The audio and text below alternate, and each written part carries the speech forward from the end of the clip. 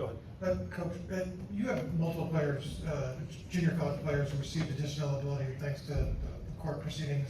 Kind of curious what your history with JUCO players is, how often have they kind of come through your system, and would you like to see just curious for you to weigh in, the NCAA take the tack that eligibility for junior players doesn't count towards Division I, doesn't start their clock, kind of going forward, that's the rule, because that's still up in the air. Yeah, to my understanding, that ruling is still a little bit up in the air. I think that was just a one-time ruling. Don't quote me on that, but so most of our guys right now that came from the junior to college level are still within their normal framework of eligibility. So, but that, for us, they've been, an awesome addition for us just because of the experience they have from the multiple spots they've been. So, pretty excited about that. But moving forward, I'm not sure how that's going to play out for all those guys. Jeff and then Seth. Yeah, Coach, what do you feel you guys are best at right now, or like what area are you most confident in, and what area do you feel least confident or that needs the most work right now? Yeah, what I think we're best at right now is just their coachability. Like they've, from the first week in June till now, they've continued to just want to learn, want to get better. Like every week, you have good days and bad days. From a practice standpoint, that you feel like you did some things really well, and other days maybe not as well. But that's kind of part of the preseason. But I love how coachable they are. I love, I think how unselfish that we play. I think even our communication, our connectivity shines through a little bit on not only on the offensive end, but the defensive end. That's starting to really come together as we've gotten further and further through the summer and fall. So I like the progress we've made. I think we have a lot of guys that have shown throughout practice that we have multiple guys that can score the basketball. So you're not just relying on one or two guys every night. I think we have a lot of different ways we can score, a lot of different guys that can shoot the ball. So I'm excited about that piece. And then defensively, I like how they bring great enthusiasm and energy to the defensive end. So that's something that we have to be really good at to be good on the defensive side, because we're not going to be overly, big and long and athletic. So we got to be very sound in what we do from a discipline standpoint, and then just be very aggressive in the way we approach it. Seth and then Alex. Yeah, for you in your first year, leading the program, what would define a successful year for you? What defines success to this group? Yeah, I think I said this even from our press conference. It's not really about wins and losses. I think the success is coming from, like, are we doing what we feel we need to do every day, from a mindset, from an approach, and are we, getting to where we want them to get to from that standpoint. Everything that we value, whether it be in practice, off the floor, on the floor, are they doing those things? And I like what they've done to this point. And I've always been a strong believer in, like, if you can get a group connected enough at all the little things, the discipline things, the toughness things, that you can have a group that can win a lot of games, and that's our goal. Alex and Zach. Just curious how you're feeling about the health of your team right now. I noticed there was a couple guys that didn't participate today. Are they in long-term situations, or are you expected to be healthy like when the season starts?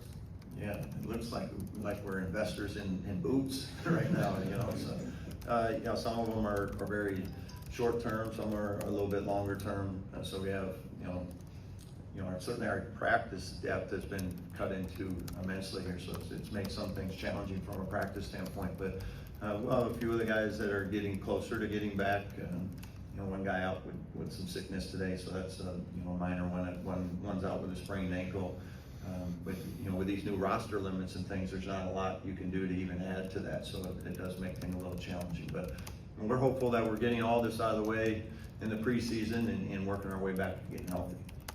Zach and then Daniel. Darren, I guess, is particularly about a player who's been working back toward full health. It seems like Nick Dorn is able to do more and more. I know he missed the summer and you can't replace that time, but what have you seen from him? And maybe how is it matched on film, what the player that you were recruiting to the one that now you're starting to be able to get to work with a little bit more? Yeah, I'm a little worried. I've been watching him run on the sidelines that Coach Sig might try and steal him from me, because he can run, he can move. You've seen him, he's a big physical guy. So as he's working his way back, we haven't had the opportunity to see a lot of the basketball piece. A lot of it's been, shooting, some light movement stuff, but he's certainly getting closer and closer to full health before we get into more of that live contact. So we're excited about him getting back whenever that time comes. But I think he's another added piece that we're looking forward to seeing what he can do. Daniel and Zach. You had mentioned after the last one against Mega that lineup with Reed and Sam hadn't repped as much. With having Andre here, how much has that helped them? Yeah, it's helped us a lot just to have multiple guys that, at the 5 position, so that from a practice standpoint we can do some more experimental type things. Going with a more a bigger lineup at times during practice. And yeah, I thought Sam and Reed, we had done just very little of it heading into that, but we wanted to try it in a real game where we could sub people in and out. So I think it's going to be a lineup that's going to help us throughout the year. So we'll continue to work with it and see what we can do. And those are type of things, because it is a different type of lineup that you're trying to get different things on the offensive end and maybe even a little bit the defensive end. But having that size out there is certainly a good advantage if we can develop enough depth along that front line so that we can play that way. Zach and Zion. Coach, on Nick, what was it at Elon that you saw, and then what was it in your conversations with him that made him a guy that you guys wanted to bring in? Yeah, I think what stands out most is just his shooting. That's what we prioritize. He's got great length. He has the ability to get it off. Great size from that position, and he's not bashful. So I love that about him. He's very confident as a shooter. Just an awesome guy too. He's so fun to be around, and I can't wait for him to get out on the practice floor where we can kind of see, his energy and enthusiasm. So again, we're just looking forward to getting back out there and getting healthy. Zion and Pete. Darren, you altered kind of the preseason festivities for this program with the 2 events this week, and then bringing back content of Hall of Hoops at the end of October. Just from your perspective, what was the purpose and goal of kind of going away from the more traditional events and bringing in these new events to engage fans? Yeah, I think some of it, we brought in a new one. We brought an old event back. I think from our standpoint, it's just we want to make sure that we're a big part of the community, big part of the campus. We want to give as many chances as we can to have those interactions, because I think we have a group that's fun to be around. They're a good group of guys, and we want people to be able to see them, on a different level besides just on the basketball floor. So we've tried to get involved in as many community activities as we could, whether it be with youth or adults or whatever it might be, so that they get as many chances to see them on a more personal level. Pete and then Quinn. Coach, over here, I know he's a little bit banged up with Josh Harris. What do you expect from him? What can he bring to the team? Yeah, Joshua brings some very good physicality for us. He works incredibly hard. He's another one of those guys that unfortunately is out, so we'll see what that means for him here in the short term. But we really liked his approach every day. He's one of those guys that's in the gym working, and he's trying to develop his game. So again, from an injury standpoint, we'll see how that shakes out here for us for the next foreseeable future. Quinn and Mike. Yeah, Coach, you mentioned before Puerto Rico being most excited for your team kind of getting to spend some time off the court with each other. Have you noticed a growth in chemistry since the trip in terms of in and out of practice?